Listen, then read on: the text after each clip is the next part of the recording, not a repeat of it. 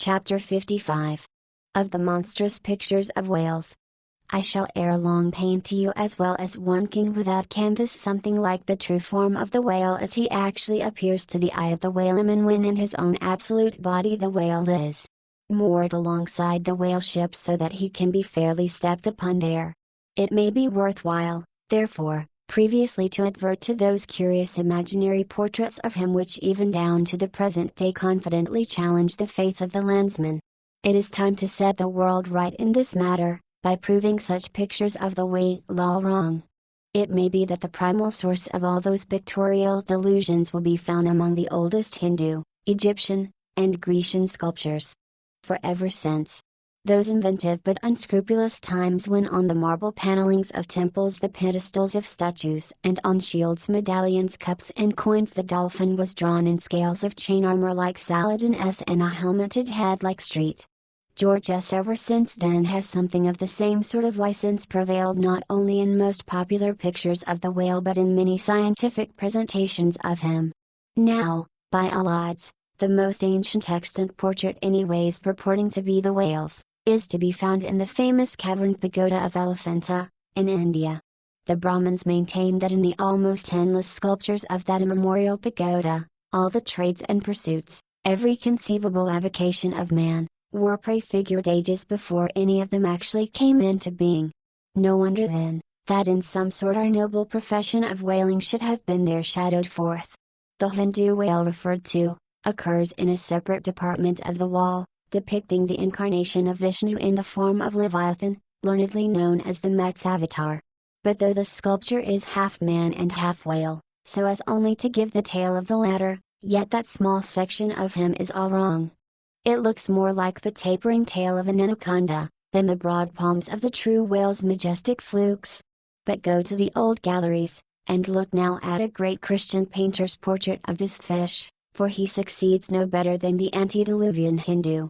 It is GlaDOS' picture of Perseus rescuing Andromeda from the sea monster or whale. Where did Guido get the model of such a strange creature as that? Nor does Hogarth, in painting the same scene in his own Perseus Descending, make out one whit better. The huge corpulence of that Hogarthian monster undulates on the surface, scarcely drawing 1 inch of water. It has a sort of howdah on its back, and its distended tusked mouth into which the billows are rolling, might be taken for the Traitor's Gate leading from the Thames by water into the Tower. Then, there are the prodromus whales of old Scotch Sebald, and Jonah's whale, as depicted in the prints of old Bibles and the cuts of old primers. What shall be said of these? As for the bookbinder's whale winding like a vine stalk round the stalk of a descending anchor as stamped and gilded on the backs and title pages of many books both old and new, that is a very picturesque but purely fabulous creature imitated, I take it, from the like figures on antique vases. Though universally denominated a dolphin, I nevertheless call this bookbinder's fish an attempt at a whale, because it was so intended when the device was first introduced.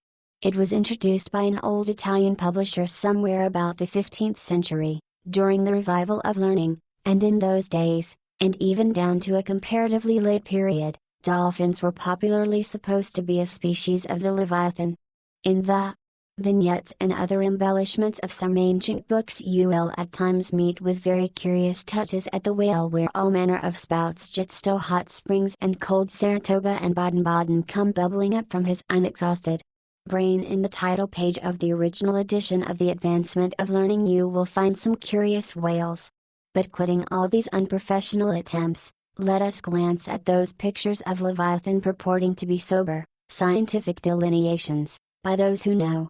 In old Harris's collection of voyages there are some plates of whales extracted from a Dutch book of voyages, AD 1671, entitled A Whaling Voyage to Spitzbergen in the ship Jonas in the Whale, Peter Peterson of Friesland, master. In one of those plates the whales, like great rafts of logs, are represented lying among ice isles, with white bears running over their living backs. In another plate, the prodigious splendor is made of representing the whale with perpendicular flukes. Then again, there is an imposing quarto, written by one Captain Colnett, a post-captain in the English Navy, entitled A Voyage Round Cape Horn into the South Seas, for the purpose of extending the spermaceti whale fisheries. In this book is an outline purporting to be a picture of a physeter or spermaceti whale, drawn by scale from one killed on the coast of Mexico, August, 1793, and hoisted on deck. I doubt not the captain had this voracious picture taken for the benefit of his marines. To mention but one thing about it, let me say that it has an eye which applied, according to the accompanying scale, to a full-grown sperm whale, would make the eye of that whale bow window some 5 feet long. Ah, my gallant captain, why did ye not give us Jonah looking out of that eye? Nor are the most conscientious compilations of national history for the benefit of the young and tender, free from the same heinousness of mistake. Look at that popular work Goldsmith's Animated Nature. In the abridged London edition of 1807, there are plates of an alleged whale and a narwhale. I do not wish to seem inelegant, but this unsightly whale looks much like an amputated sow, and as for the narwhale, one glimpse at it is enough to amaze one that in this 19th century such a hippogriff could be palmed for genuine upon any intelligent public of schoolboys. Then, again, in 1825, Bernard Germain, Count de Lace, a great naturalist, published a scientific systemized whale book, wherein are several pictures of the different species of the Leviathan. All these are not only incorrect, but the picture of the Mystistos or Greenland whale, that is to say, the right whale, even Scoresby, a long experienced man as touching that species, declares not to have its counterpart in nature. But the placing of the cap sheaf to all this blundering business was reserved for the scientific Frederick Cuvier, brother to the famous Baron. In 1836, he published a natural history of whales, in which he gives what he calls a picture of the sperm whale. Before showing that picture to any Nantucketer, you had best provide for your summary retreat from Nantucket. In a word, Frederick Cuvier's sperm whale is not a sperm whale, but a squash. Of course, he never had the benefit of a whaling voyage, such men seldom have, but whence he derived that picture, who can tell? Perhaps he got it as his scientific predecessor in the same field, Desmarest, got one of his authentic abortions, that is, from a Chinese drawing. And what sort of lively lads with the pencil those Chinese are, many queer cups and saucers inform us. As for the sign painters' whales seen in the streets hanging over the shops of oil dealers, what shall be said of them? They are generally Richard III whales, with dromedary humps, and very savage, breakfasting on 3 or 4 sailor tarts, that is whaleboats full of mariners, their deformities floundering in seas of blood and blue paint. But these manifold mistakes in depicting the whale are not so very surprising after all. Consider. Most of the scientific drawings have been taken from the stranded fish, and these are about as correct as a drawing of a wrecked ship, with broken back, would correctly represent the noble animal itself in all its undashed pride of hull and spars. Though elephants have stood for their full lengths, the living Leviathan has never yet fairly floated himself for his portrait.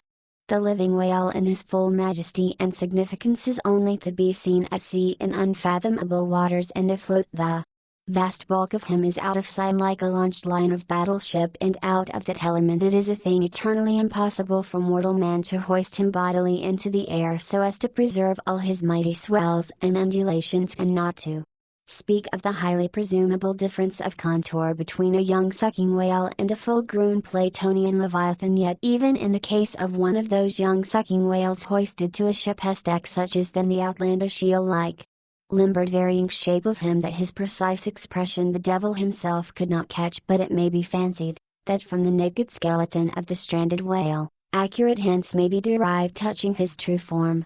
Not at all. For it is one of the more curious things about this Leviathan, that his skeleton gives very little idea of his general shape. Though Jeremy Bentham's skeleton, which hangs for candelabra in the library of one of his executors, correctly conveys the idea of a burly-browed utilitarian old gentleman with all Jeremy's other leading personal characteristics, yet nothing of this kind could be inferred from any Leviathan's articulated bones. In fact, as the great Hunter says, the mere skeleton of the whale bears the same relation to the fully invested and padded animal as the insect does to the chrysalis that so roundingly envelopes it. This peculiarity is strikingly evinced in the head, as in some part of this book will be incidentally shown. It is also very curiously displayed in the side fin, the bones of which almost exactly answer to the bones of the human hand, minus only the thumb. This fin has 4 regular bone fingers, the index, middle, ring, and little finger. But all these are permanently lodged in their fleshy covering, as the human fingers in an artificial covering. However recklessly the whale may sometimes serve us, said humorous Stubb one day, he can never be truly said to handle us without mittens. For all these reasons, then, any way you may look at it, you must needs conclude that the great Leviathan is that one creature in the world which must remain unpainted to the last. True, one portrait may hit the mark much nearer than another, but none can hit it with any very considerable degree of exactness. So there is no earthly way of finding out precisely what the whale really looks like. And the only mode in which you can derive even a tolerable idea of his living contour, is by going a whaling yourself, but by so doing, you run no small risk of being eternally stove and sunk by him. Wherefore, it seems to me you had best not be too fastidious in your curiosity touching this Leviathan,